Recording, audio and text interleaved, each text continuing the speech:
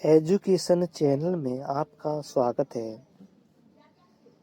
बालकों क्वेश्चन है हमारा, बालकों के अधिगम एवं विकास में सबसे अधिक योगदान देता है, यानी सबसे अधिक। इसका मतलब ये है कि सारे ही ऑप्शन सही है। इसमें सबसे अधिक योगदान देने वाला हो जाएगा अध्यापक, तो ऑप्शन बी सही हो जाएगा। नेक्स्ट है, एक अध्यापक को किस कथन से सहमत होना चाहिए?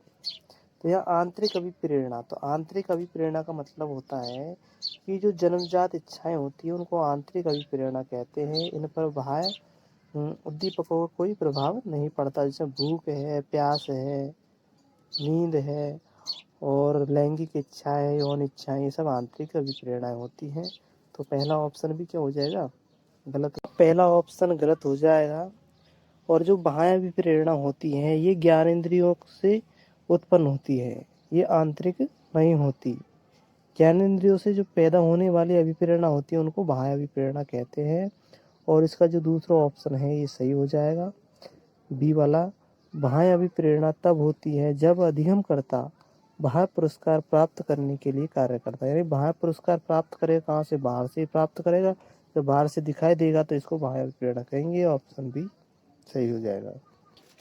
नेक्स्ट क्वेश्चन है, एक अध्यापक मानचित्र की खाली रूपरेखा में केवल नदियों, पहाड़ों, मैदानों व घाटियों को प्रदर्शित करता है। वह विद्यार्थियों को मुख्य नगर, रेलवे व मुख्य नगरों को जोड़ने वाले राजमार्गों को चिन्हित करने को कहता है। विद्यार्थियों को अन्य पुस्तकों व मानचित्रों का अध्ययन करने की इस दौरान मनाही होती है। यहाँ अध्यापक के द्वारा प्रयुक्त उपागम है।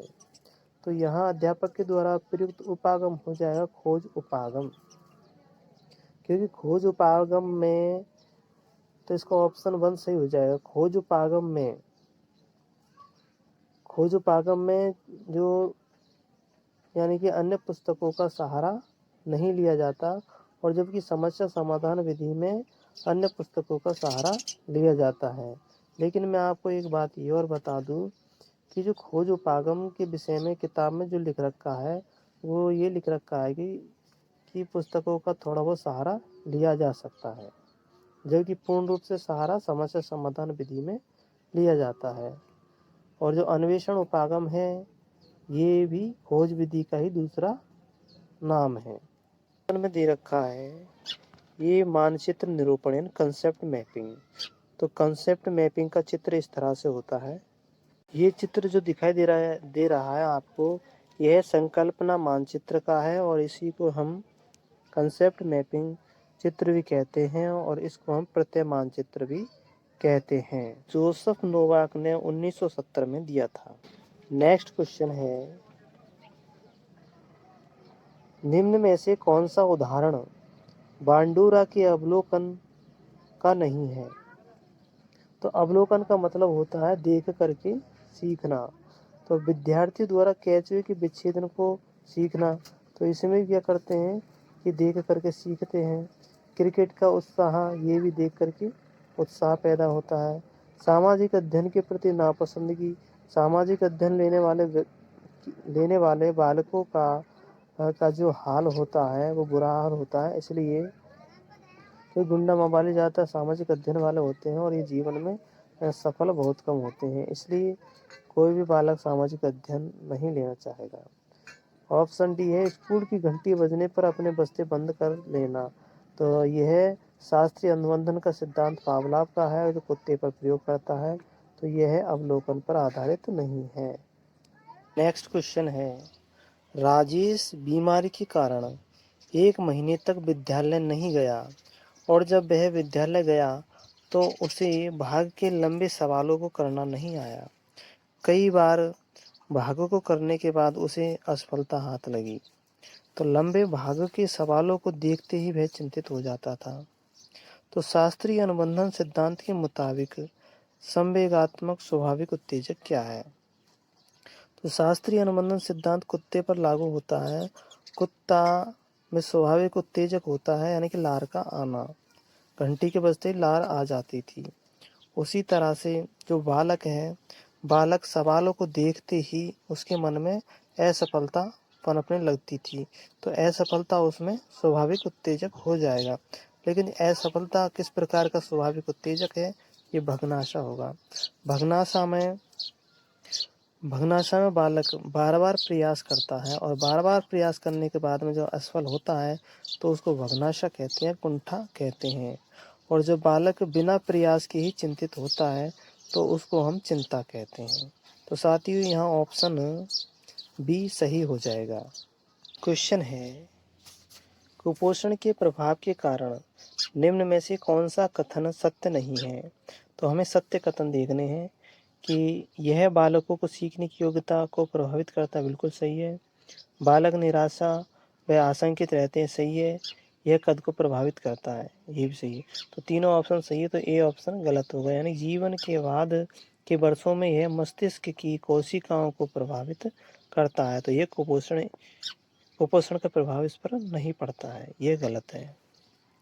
क्वेश्चन का ऑप्शन 1 सही हो जाएगा। क्वेश्चन है, वय संधि काल में निम्न में से कौन बाह्य अभिव्यक्ति नहीं है? तो वय संधि काल क्या होता है?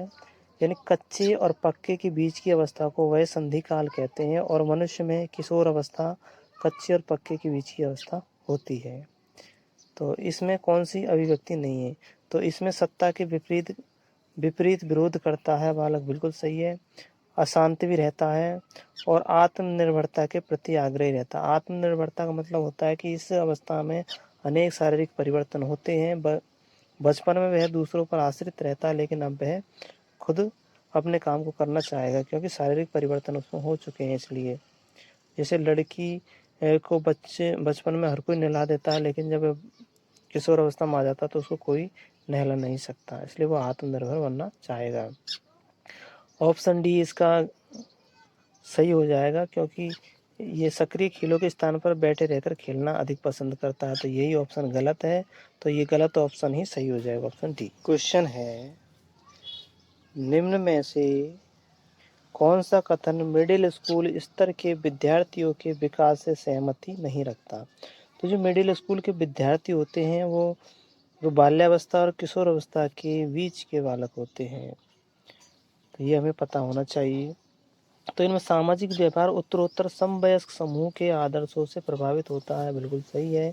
इस अवस्था में अधिकांश बालक तीव्र गति से वृद्धि प्राप्त नहीं करते, ये बी ऑप्शन गलत हो जाएगा और यही सही हो जाएगा, क्योंकि इस अवस्था में बालक तीव्र गति से वृद्धि करते हैं। सी ऑप्शन में बौद्धिक एवं सामाजिक व्यवहार पर स्वयं प्रभाविता का महत्वपूर्ण प्रभाव होता है और अधिकांश बालक विशेष रूप से स्वयं केंद्रित हो जाते हैं। अधिगम एवं परिपक्वता के संबंध में निम्न में से कौन सा कथन सही है?